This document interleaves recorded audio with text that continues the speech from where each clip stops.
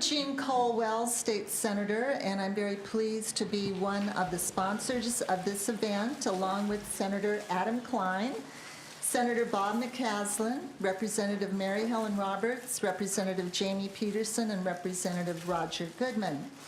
I'd like to give a special thanks, of course, to Rick Steves and his staff, Ashley Siskma, for being here today and for providing autographed copies of Rick's new book, Travel as a Political Act, that are in the back of the room, and they're available for each member of the legislature or his or her representative who is here today. If there are any extra copies left over, then I believe Rick will sell them, is that it? Or make them available? We'll decide that.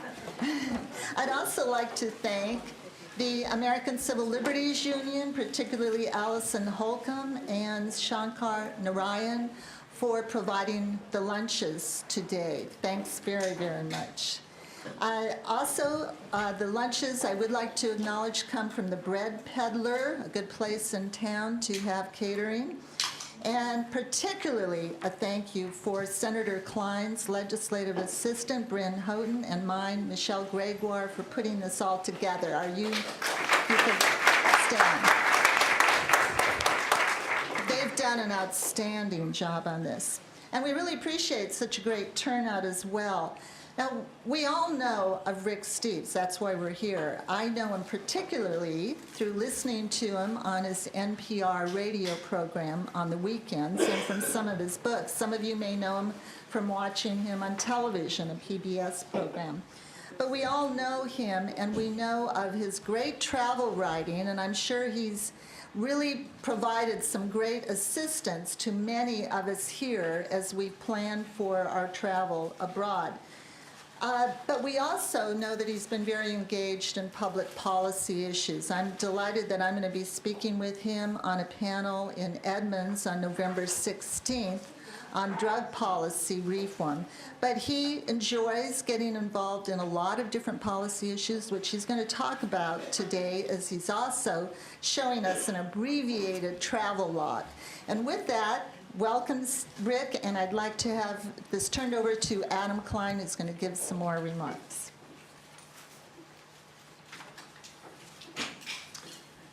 Thanks, Senator, and I'd like to add my voice to welcoming Steve to the state legislature. I've been impressed that Steve is not only a frequent advocate for is not only an issue advocate for those issues that he feels strongly about, but a public servant in the broader sense of that word, not an elected public servant, but somebody who takes public service very seriously in his private capacity. And is coming here today, I think, is an example of that.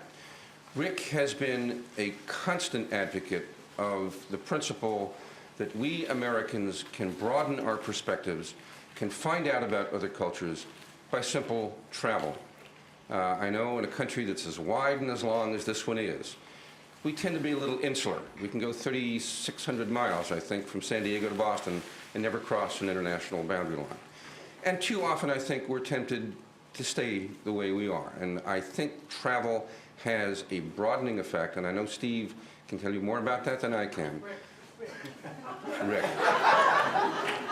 Rick, I'll get there. Okay, I'll get there. Three strikes and I'm out. And I just want to welcome you here today and thank you for your advocacy on this and on other issues as well. Welcome. Thank you very much.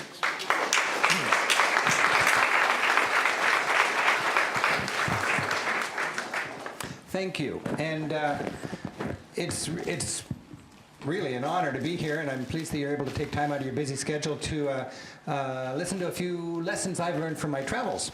And I like to give this talk all over the country. When I think about my teaching over the last 3 decades, it's evolved. In the 1980s, it was all about European travel cheap. That was actually the name of my class, and it was my book, Europe Through the Back Door. Then in the 1990s, sort of like, you know, Maslow's hierarchy of needs, when you go higher up on that pyramid as you get a little more mature or whatever. Well, my teaching was appreciating art and history and cuisine and culture. And I wrote a book called Europe 101, History and Art for Travelers. Since about 9/12, I found my role as a travel writer really is to be like a court jester in the Middle Ages. He went out there and he learned what was going on, and he came back and he could tell the king the truth, and the king wouldn't kill him because the king needed to know for his own good what was going on out there. I mean, it's an exciting role for a travel writer or any travelers. I've talked to a lot of you who have traveled recently. Go out there and you see what the infrastructure's like in Spain. Come back here. You go to Istanbul. They're digging a tunnel right now for their commuter train under the Bosporus, connecting Asia and Europe. We're trying to dig a tunnel from 3rd Avenue to 12th Avenue. You know, Turkey can do it. I was just in Norway. I drove through a 16-mile-long tunnel built by a country with 4 million people in it, designed to lace together previously isolated communities on the fjords. You get inspired by that. And so what I've been doing since in this last decade is teaching how we can broaden our perspectives and deal more smartly with the rest of the planet and learn from other people on issues that plague them as well as us. So it's been exciting for me this last year or so because I've been able to do more of this, and it's very gratifying to take home these ideas and share them with fellow citizens. I wrote this book, and when Ashley and I and Allison and Senator Cole Wells and so on were figuring all this out, we thought, what a great opportunity to make sure everybody here gets a copy of this book, so I don't need to talk so fast, all right? If you're curious about anything I bring up today, it's discussed in much more depth in this book, so I hope that you all can take that and enjoy it. And while I'm holding up things, we also have this. This is simply just a little 64-page journal of a recent trip of mine, and I was paging through this, and there's a lot of fun travel stuff, but it all has this sort of spirit of learning from history, learning from other people, doing better, especially as people in this room who are so dedicated as civil servants and policymakers and legislators, how we can do a better job for our communities. So I hope you can grab that also in the back before you go. I'm going to do my best to get done at about, I think, 1:10 with this talk, and I'm going to hope to have 15 minutes of Q&A. And then I know there's some people heading off to Europe and have been back or whatever, and I got nothing else to do for this afternoon, so I know you probably do, but if you want to talk travel or anything, more personal or whatever, after 1:30, I'd love to hang out and just get to know you, because it's a thrill to be here and talk to my own state's legislators. As a travel teacher, I need to bring home magic moments, and you just embrace life when you travel. You live it with more vigor. Everything is carbonated, and I just think it's a beautiful thing. It teaches you the beauty of life, and you can be walking on a ridge high in the Alps, and on one side you got lakes stretching all the way to Germany, and the other side you got the most incredible alpine peaks. And ahead of you, you hear the long legato tones of an Alphorn announcing that the helicopter-stocked mountain hut is open. It's just around the corner and the coffee schnapps is on. I mean, that's just a beautiful moment, and you gain an appreciation for nature and culture in your travels. You also gain an appreciation for people living well. A lot of Americans are put off by the French because they're so sophisticated and stuck up. They're just like third graders at show and tell. They love their cheese. You know, there's nothing wrong with that. Isn't that beautiful how kids in 3rd grade bring home something they bring to their classmates and they say, look what I did. Well, the French have great cheese. They're evangelical about their cheese.